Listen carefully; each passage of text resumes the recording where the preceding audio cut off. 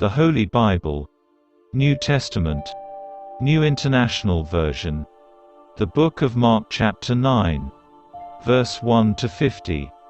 And he said to them, Truly I tell you, some who are standing here will not taste death before they see that the kingdom of God has come with power. The Transfiguration. After 6 days, Jesus took Peter, James, and John with him, and led him up a high mountain, where they were all alone. There he was transfigured before them. His clothes became dazzling white, whiter than anyone in the world could bleach them. And there appeared before them Elijah and Moses, who were talking with Jesus. Peter said to Jesus, Rabbi, it is good for us to be here.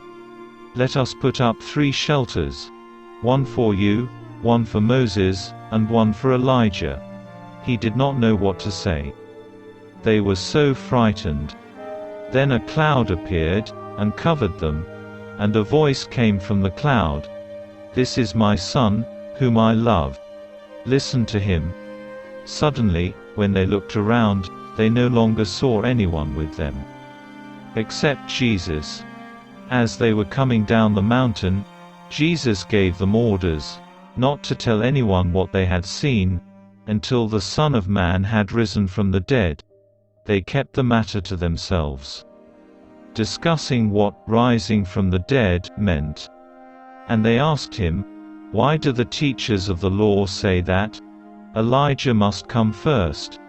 Jesus replied, To be sure, Elijah does come first, and restores all things. Why then is it written that the Son of Man must suffer much, and be rejected?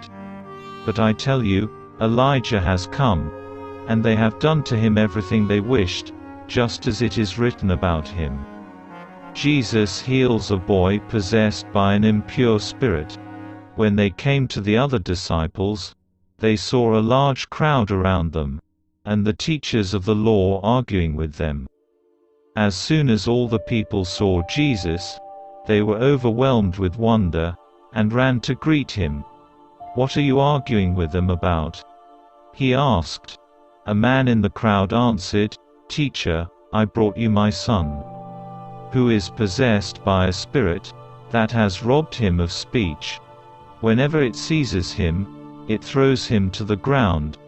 He foams at the mouth, gnashes his teeth, and becomes rigid. I asked your disciples to drive out the spirit, but they could not. You unbelieving generation. Jesus replied, How long shall I stay with you? How long shall I put up with you? Bring the boy to me. So they brought him. When the spirit saw Jesus, it immediately threw the boy into a convulsion. He fell to the ground, and rolled around, foaming at the mouth. Jesus asked the boy's father, How long has he been like this? From childhood. He answered, It has often thrown him into fire or water to kill him. But if you can do anything, take pity on us and help us. If you can, said Jesus. Everything is possible for one who believes. Immediately the boy's father exclaimed, I do believe. Help me overcome my unbelief. When Jesus saw that a crowd was running to the scene, he rebuked the impure spirit. You deaf and mute spirit. He said, I command you, come out of him, and never enter him again. The spirit shrieked, convulsed him violently, and came out. The boy looked so much like a corpse that many said, He's dead. But Jesus took him by the hand, and lifted him to his feet, and he stood up. After Jesus had gone indoors, his disciples asked him privately, Why couldn't we drive it out? He replied, This kind can come out only by prayer. Jesus predicts his death a second time. They left that place, and passed through Galilee. Jesus did not want anyone to know where they were, because he was teaching his disciples. He said to them, the Son of Man is going to be delivered into the hands of men. They will kill him, and after 3 days, he will rise." But they did not understand what he meant, and were afraid to ask him about it. They came to Capernaum. When he was in the house, he asked him, "What were you arguing about on the road?"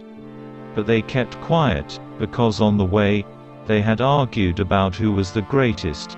Sitting down, Jesus called the 12, and said, "Anyone who wants to be first, must be the very last, and the servant of all." He took a little child, whom he placed among them. Taking the child in his arms, he said to them, "Whoever welcomes one of these little children in my name, welcomes me. And whoever welcomes me, does not welcome me, but the one who sent me. Whoever is not against us is for us." "Teacher," said John, "we saw someone driving out demons in your name. And we told him to stop, because he was not one of us." "Do not stop him," Jesus said. "For no one who does a miracle in my name can in the next moment say anything bad about me. For whoever is not against us, is for us. Truly I tell you, anyone who gives you a cup of water in my name, because you belong to the Messiah, will certainly not lose their reward." Causing to stumble. "If anyone causes one of these little ones, those who believe in me, to stumble, it would be better for them if a large millstone were hung around their neck, and they were thrown into the sea. If your hand causes you to stumble, cut it off. It is better for you to enter life maimed, than with 2 hands to go into hell, where the fire never goes out. And if your foot causes you to stumble, cut it off. It is better for you to enter life crippled, than to have 2 feet, and be thrown into hell. And if your eye causes you to stumble, pluck it out. It is better for you to enter the kingdom of God with 1 eye, than to have 2 eyes, and be thrown into hell, where the worms that eat them do not die, and the fire is not quenched. Everyone will be salted with fire. Salt is good, but if it loses its saltiness, how can you make it salty again? Have salt among yourselves, and be at peace with each other.